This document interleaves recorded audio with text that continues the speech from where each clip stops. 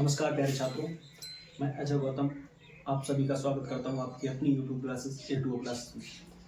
दोस्तों अभी तक हम 4 चैप्टर पढ़ चुके हैं, जिनमें से ये चौथा चैप्टर मतलब 3 चैप्टर नॉर्मली पढ़ चुके हैं और ये चौथा चैप्टर है वह द्विघात समीकरण दूसरी इकाई से है और दूसरी इकाई से समथिंग 18 नंबर का आएगा। ठीक है, आपकी बोर्ड परीक्षा में कम से कम 18 नंबर का आना है। द्विघात समीकरण है और दो चर वाले रैखिक समीकरण है, एक बहुपद है। इन 3 चैप्टरों से मात्र 3 चैप्टर हैं जिनमें से सबसे ज़्यादा मैक्सिमम जो है सवाल पूछे जाएंगे। 18 नंबर के आपको सवाल पूछे जाएंगे। इन्हीं में से लास्ट जो है चैप्टर है द्विघात समीकरण, उसी इकाई में से। ठीक है, तो इसी को हम देखेंगे। इसका ये सवाल है, एग्जाम्पल में दिया है जॉन और जीवंती के पास कुल मिलाकर 45 कंचे हैं। जॉन और जीवंती के पास कुल मिलाकर 45 कंचे हैं। दोनों 5 कंचे खो देते हैं। मतलब पहले 45 थे, दोनों को मिलाकर दोनों ने 5 कंचे खो दिए। उसके बाद और अब उनके पास कंचों की संख्या का गुणनफल 124 है। कितना है? 124। दोनों के पास पहले कितने कंचे थे? अब हम इसे क्या करेंगे? द्विघात समीकरण, चैप्टर का नाम है तो द्विघात समीकरण में हम बदलेंगे। सबसे पहले इसे द्विघात समीकरण में हम लिखेंगे, उसके बाद इसे सॉल्व करेंगे। ठीक है, तो तब तक आप हमारे चैनल को सब्सक्राइब कीजिए और दोस्तों के साथ शेयर कीजिए जो हाई स्कूल में। ठीक है, देखो जॉन और जीवंती के पास कुल मिलाकर 45 कंचे हैं। ठीक है, हमें ये पता है। अब 2 व्यक्ति हैं, एक जॉन है और एक जीवंती है। ठीक है, तो हम सबसे पहले इसमें क्या करेंगे? मान लेंगे। माना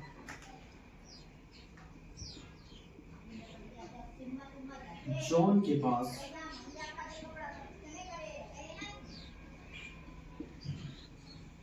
कुल कंचे,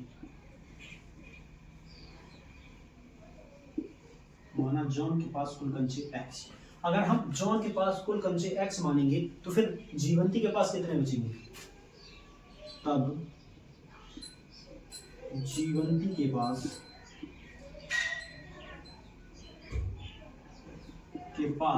कुल कंचे कितने बचेंगे?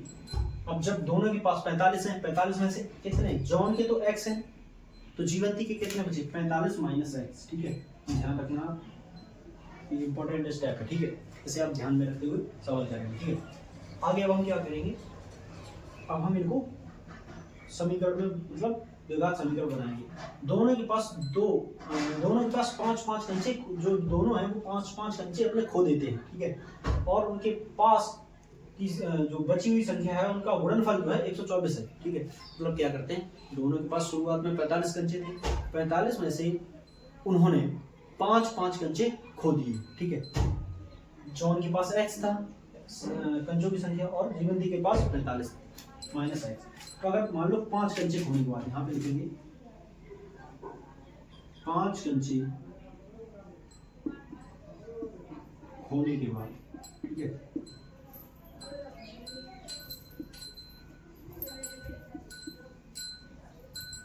जॉन के पास कितने बचेंगे?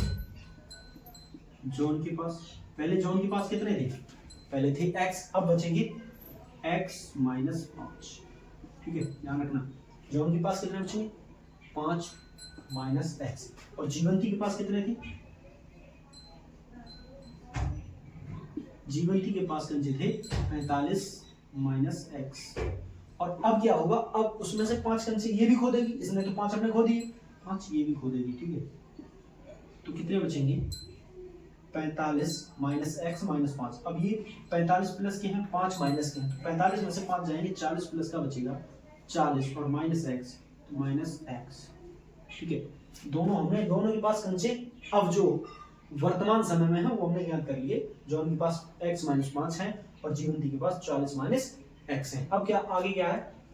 आगे है दोनों 5 कंचे खो देते हैं और अब उनके पास कंचों की संख्या का गुणनफल कितना है? 124 है। अब जो उनके पास कंचे बचते हैं उनकी जो संख्या का गुणनफल है वो 124 है। प्रश्नानुसार या फिर प्रश्नानुसार चल ही रहे हैं लेकिन इसमें लिख लो, तो तब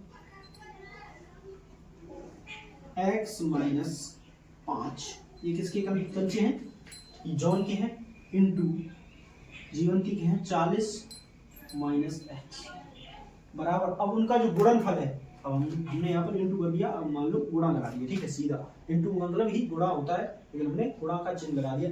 x माइनस 5 जॉन के हैं कंचे की और ये जीवंती के कंचे हैं 40 माइनस है।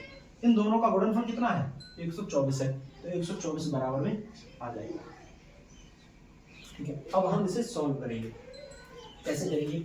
सबसे पहले इस कोष्टक का पहला पद उठाएंगे x और x का गुणा इन दोनों में करेंगे, इसमें करेंगे पहले, ठीक है, और फिर इसमें करेंगे, दोनों में कर देंगे। तो x का गुणा जब 40 में होगा तो आएगा 40x। ठीक है, अब माइनस है तो माइनस लगा दिया। x का गुणा जब x में होगा तो x स्क्वायर। ठीक है, अब x का गुणा हमने कर लिया पूरे कोष्टक में अंदर। ठीक है, इस x का गुणा हो गया पूरे कोष्टक में। अब ठीक 5 का गुणा ऐसे ही हम करेंगे, पहले 40 में करेंगे फिर x में करेंगे, तो -5 है ये। ठीक है, -5 माइनस का भी गुणा 40 में होगा, तो -5 और 40 का गुणा करेंगे तो कितना आएगा 40 पंजे 200 और माइनस का है 200। ठीक है, तो 200 और माइनस का x है और माइनस का 5 तो प्लस का 5x। ठीक है, बराबर 124 आ जाएगा। ठीक है, अब देखेंगे हम लगभग समीकरण हमारा बन चुका है। और देखो 40x और ये 5x, इन्हें हम क्या करेंगे, इन्हें जोड़ देंगे। ये भी प्लस के ये भी प्लस के, तो 45x बचे। कितना बचे 45x। ठीक है, माइनस एक्स स्क्वायर है तो माइनस एक्स स्क्वायर कर देंगे, ये भी हो गया। ठीक है, बचा -200 तो -200 कर दिया हमने, बराबर 124। ठीक है, इतना हमने कर लिया।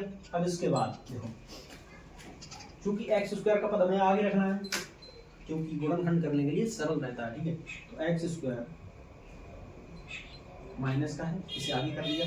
ठीक है, प्लस के 45x -200 बराबर 124। अब हम क्या करेंगे, इस माइनस सबसे पहले इस 124 को इधर पक्षांतर कर देंगे। ठीक है, या फिर इस पूरे पद को उस साइड ले जाएंगे, ये पूरा पद जो है उस साइड कर देंगे 124 की तरफ ले जाकर। तो क्या होगा, एक्स स्क्वायर इधर माइनस का है तो उधर जाएगा किसका हो जाएगा प्लस का, तो एक्स स्क्वायर ये प्लस का है, ये माइनस का 45x, और ये माइनस का है तो उधर जाएगा प्लस का, और प्लस का हो जाएगा तो 124 भी प्लस का है तो दोनों जुड़ जाएंगे, तो 200 प्लस का और 124 प्लस का कितना हो जाएगा 324 बराबर बचेगा इस साइड 0। ठीक है, ये हमने पक्षांतर कर लिया। अब हमें क्या ज्ञात करना है, दोनों के पास पहले कितने कंचे थे। हमने समीकरण तो बना लिया, अब हमें पहले कितने कंचे थे ये ज्ञात करना है। ठीक है, तो हम इसका करेंगे गुणनफल, गुणनखंड।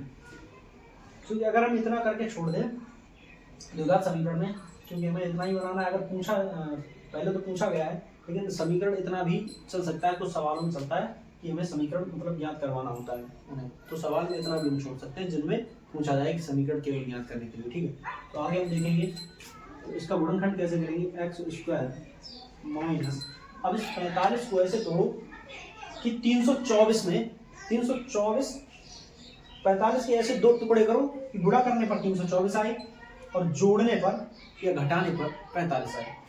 तो क्या करेंगे, देखो 36 निम्मा हो रहा है, 36 का 9 बार गुणा जाएगा, 36 प्लस 9। ठीक है, 36 और 9 कितने हो जाएंगे 45, और x लगाए प्लस 324 बराबर 0। एक्स स्क्वायर माइनस 36x और माइनस इसका गुणा अंदर हो जाएगा तो -9x प्लस 324 बराबर 0। इससे और इससे हम कॉमन ले लेंगे, क्या मिलेगा, इससे मिलेगा x कॉमन में, तो x और x माइनस 36 और इससे क्या मिलेगा 9 कॉमन मिलेगा, x माइनस 36 यहाँ पे बचेगा। ये देखो यहाँ से अगर हम 9 कॉमन लेंगे तो 36 का बेसिकली 9 बार इसमें गया है ना, इसलिए 9 बचेगा। जैसे 9 27 बचेगा 5, 9 54। ठीक है, कोष्टक हम बंद कर देंगे बराबर 0। अब x माइनस 36 और x माइनस 36 दो जगह है तो इसे हम कॉमन ले लेंगे, x माइनस 36 और क्या बचेगा x माइनस 9 बराबर 0। अब क्या करेंगे हम,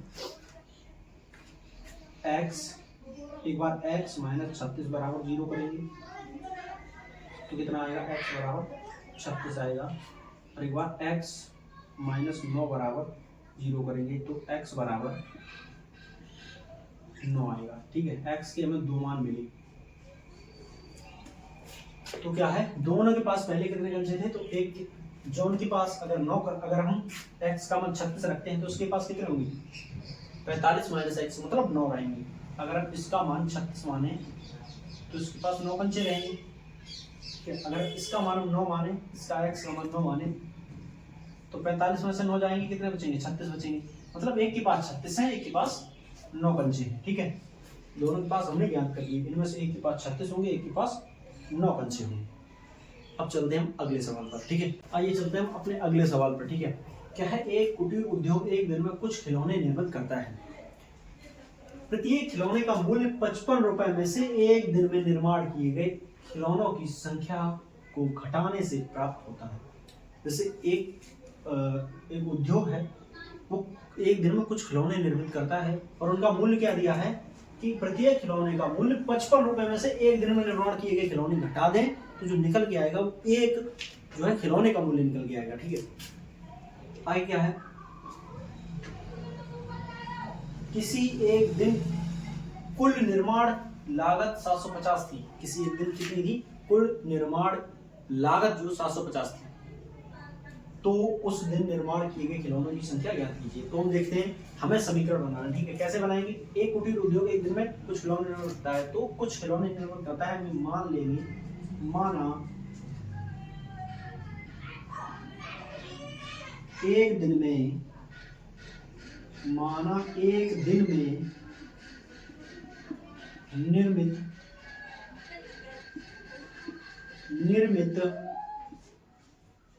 खिलौने कितने हैं, x। ठीक है, अब एक दिन में निर्मित खिलौने x हैं, तो एक खिलौने का मूल्य, तब एक खिलौने का मूल्य कितना हो जाएगा,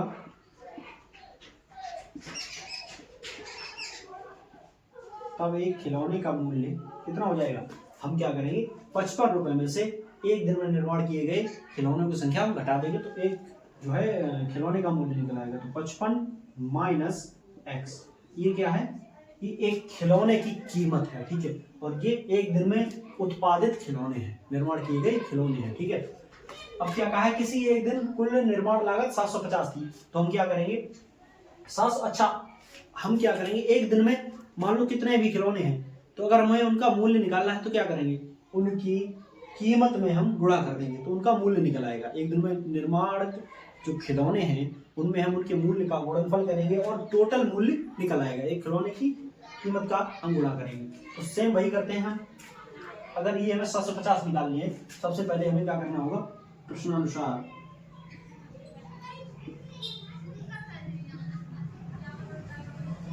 तो x कोष्टक में 55 माइनस x बराबर 750, मतलब x खिलौने एक दिन उत्पादित किए गए और उनका हमने उनके जो है कीमत से गुणा कर दिया 55 माइनस x से, तो टोटल मूल्य जो है 750 आया, इतना खर्चा उस दिन का आया था। ठीक है, तो अब हम क्या करेंगे, अब हम निकालेंगे समीकरण इससे। ठीक है, तो x का अंदर गुणा करेंगे तो 55 x माइनस एक्स स्क्वायर बराबर 750।